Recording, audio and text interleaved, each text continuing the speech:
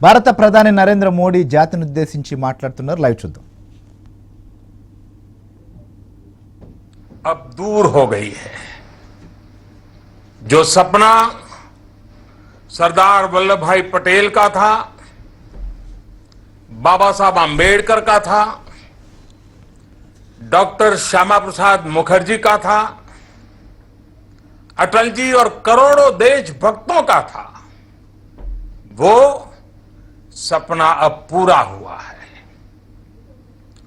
जम्मू कश्मीर और लद्दाख में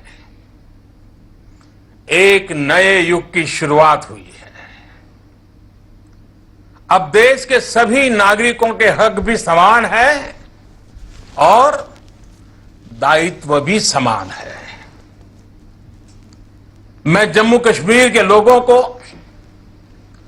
लद्दाख के लोगों को और प्रत्येक देशवासी को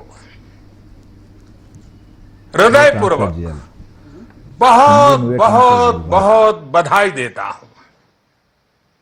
साथियों, समाज जीवन में कुछ बातें समय के साथ इतनी घुल-मिल जाती हैं कि कई बार उन चीजों का एक प्रकार से मन में स्थायी भाव बन जाता है, स्थायी मान लिया जाता है। ये भाव आ जाता है कि कुछ बदलेगा ही नहीं, बस ऐसे ही चलेगा। आर्टिकल 370 अनुच्छेद 370 के साथ भी ऐसा ही हुआ। उसमें जम्मू कश्मीर और लद्दाख के हमारे भाई बहनों की, हमारे बच्चों की जो हानि हो रही थी उसकी चर्चा ही नहीं होती थी।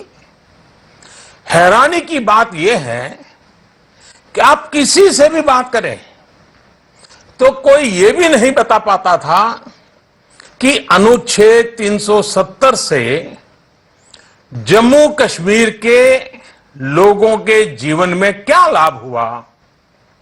भाई और बहनों, आर्टिकल 370 और 35A ने जम्मू कश्मीर को अलगाववाद, आतंकवाद, परिवारवाद और व्यवस्थाओं में बड़े पैमाने पर फैले भ्रष्टाचार के अलावा कुछ नहीं दिया। इन दोनों अनुच्छेद का देश के खिलाफ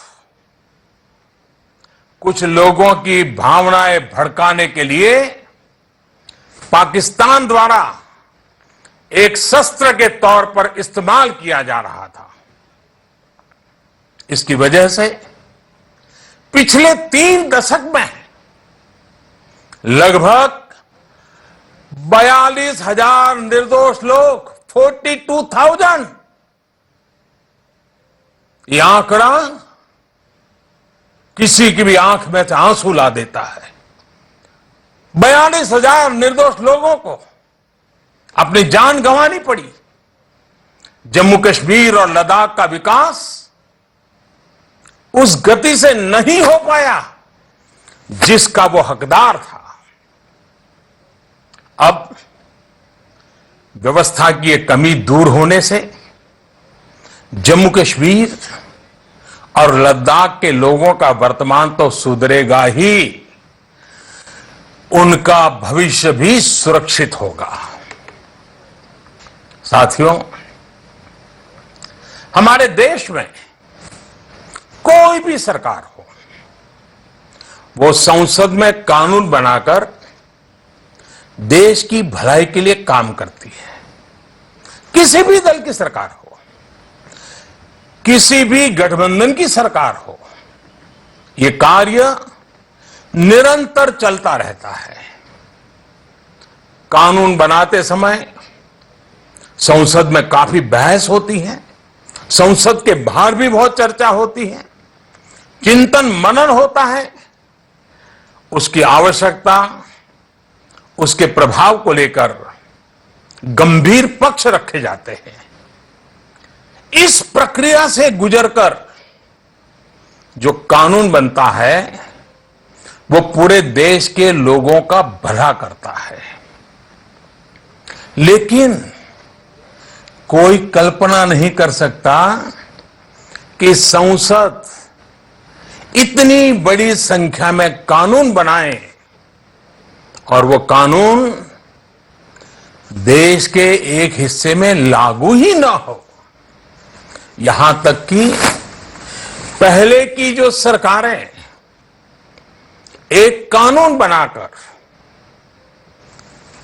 वाहवाही लूटती थी, वो भी ये दावा नहीं कर पाती थी कि उनका बनाया कानून जम्मू कश्मीर में भी लागू होगा। जो कानून देश की पूरी आबादी के लिए बनता था, उसके लाभ से जम्मू कश्मीर के 1.5 करोड़ से ज्यादा लोग वंचित रह जाते थे। सोचिए, देश के अन्य राज्यों में बच्चों को शिक्षा का अधिकार है, लेकिन जम्मू कश्मीर के बच्चे इससे वंचित थे। क्या गुनाह है उन बच्चों का? देश के अन्य राज्यों में बेटियों को जो सारे हक मिलते हैं, वो सारे हक जम्मू कश्मीर की बेटियों को नहीं मिलते थे। देश के अन्य राज्यों में सफाई कर्मचारियों के लिए सफाई कर्मचारी एक्ट लागू है, लेकिन जम्मू कश्मीर के सफाई कर्मचारी इससे वंचित थे, उनको यह हक नहीं दिया गया था। देश के अन्य राज्यों में दलितों पर अत्याचार रोकने के लिए सख्त कानून लागू है, लेकिन जम्मू कश्मीर में ऐसा नहीं था। देश के अन्य राज्यों में अल्पसंख्यकों के हितों की रक्षण के लिए माइनॉरिटी एक्ट लागू है, लेकिन जम्मू कश्मीर में ऐसा नहीं था।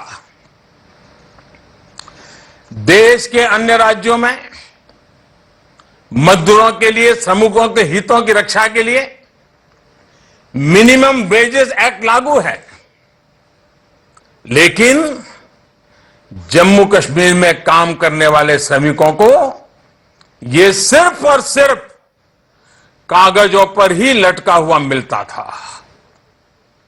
देश के अन्य राज्यों में चुनाव लड़ते समय एससी, एसटी, अनुसूचित जनजाति के भाइयों बहनों को आरक्षण का लाभ मिलता था, लेकिन जम्मू कश्मीर में ऐसा नहीं था।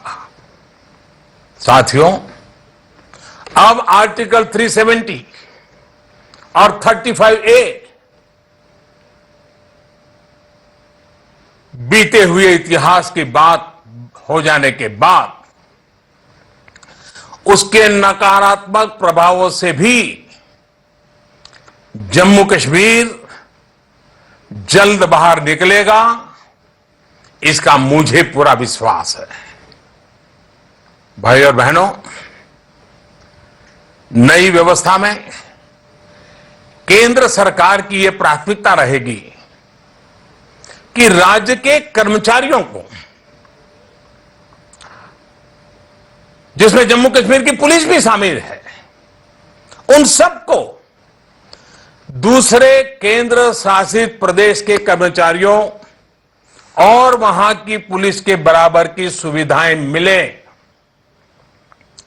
अभी केंद्र शासित प्रदेशों में अनेक ऐसी वित्तीय सुविधाएं जैसे एलटीसी, हाउस रेंट अलाउंस, बच्चों की शिक्षा के लिए एजुकेशन अलाउंस, हेल्थ स्कीम जैसी अनेक सुविधाएं दी जाती हैं, जिनमें से अधिकांश जम्मू कश्मीर के कर्मचारियों को, पुलिस परिवारों को नहीं मिलती है।